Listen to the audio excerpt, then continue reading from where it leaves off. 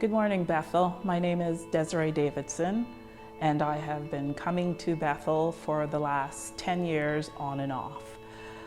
I came to Ottawa from Jamaica when I was 6 years old, and I'm now 60 years old. So I've been here for a long time. Ottawa is my home. I lived with my parents, grew up in a household that both parents did not go to church, but my brother and I, we had to go to church. It was something that we had to do every Sunday.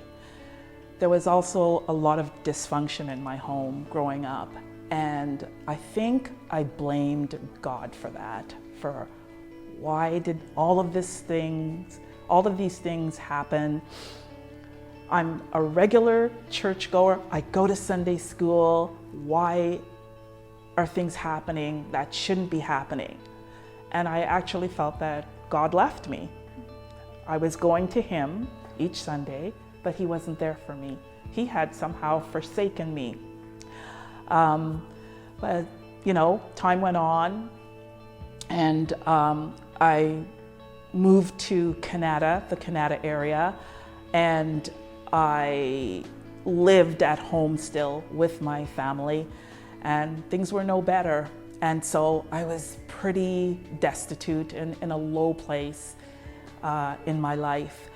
And I went out one night and I met a young man, and I thought, this person's my savior. And I actually left home that summer and moved in with him. And that person is my husband, Bunny. And he's been a member of this church for 25 years.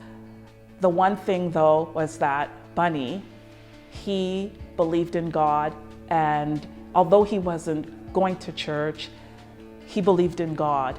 And so there was like oil and water, an oil and water relationship. So Bunny and I would have these very interesting conversations about Jesus, God, the Lord, the Bible.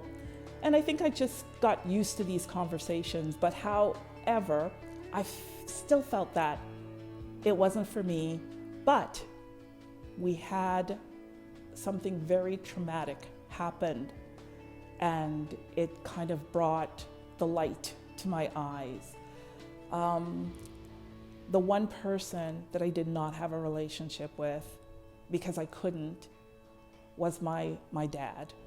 And Bunny somehow arranged for my dad to come and speak to me. And that was a turning point, because a lot of things happened in that conversation. And I felt that I could now have a relationship with my father, whereas I couldn't before. And I did kind of like a 360. And I felt something, like I thought, this person I would have never thought would have been in my life. I was so over and done with him. And now I'm sitting here having a conversation because of my husband. That was a long time ago, and it still didn't make me come to church with him, because I had a lot of questions and I had a lot of things that I had to just figure out. And he didn't rush me, and he didn't try to get me to convert. It was just in your time. And then one day I thought, I'm gonna go to church and just to see, what it's like, because I have questions, and I have, things that I need to kind of figure out for myself. And I came, and he didn't push me. And then I started to come a little bit regular. And then I decided that maybe it's time that I really do a deep dive. So I bought a Bible, and I read it for a full year to try to make sense and understand. And I would ask him questions, and then one day I kind of like had this moment, had a feeling that something wasn't right. And that week was a really hard week at work. And I came to church with Bunny on the Sunday, and all I did was cry. Every hymn that was sung, I cried, like I just cried, and I just felt like I had a weight off.